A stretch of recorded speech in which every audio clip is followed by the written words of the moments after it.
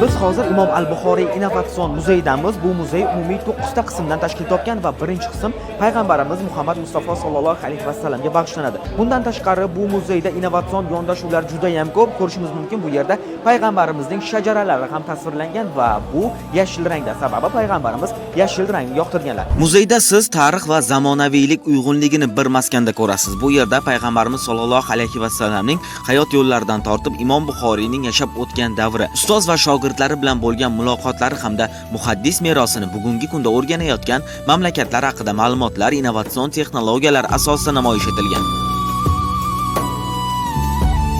Umuman olganda muzeyning har 9 ta pavilyoni ham alohida tarixdan so'zlaydi. Ikkinchi qismda siz hadis ilmi haqida ma'lumotga ega bo'lsangiz, uchinchi qismda Imom al-Buxoriyning hayot yo'llari boshlanadi. Bu qismimiz 3-bo'lim hisoblanadi. Imom al-Buxoriyning bolaligi deb ataladi. Ushbu katta ekranda Imom al-Buxoriyning bolaligi, ya'ni qanchalik ilmga chanqoqligi, onalari tomonidan bergan tarbiyalari, dars vaqtlari tasvirlangan.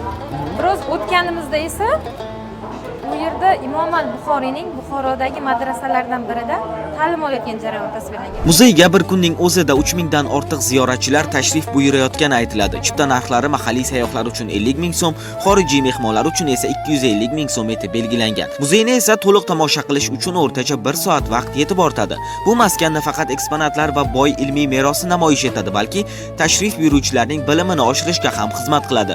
Muzeydagi interaktiv ekranlarda turli savollar joylashtirilgan bo'lib, mehmonlar ular orqali o'z bilimini sinab ko'rishlari mumkin. Shuningdek, xotirani charxlash uchun hadislarni tinglab, yozib olish imkoniyati ham yaratilgan. Xulosa qilib aytganda, ushbu muzey nafaqat Imom al-Buxoriy merosini keng targ'ib etayotgan ma'naviy maskan, balki tarix va zamonaviy texnologiyalarni uyg'unlashtirgan innovatsion markazdir.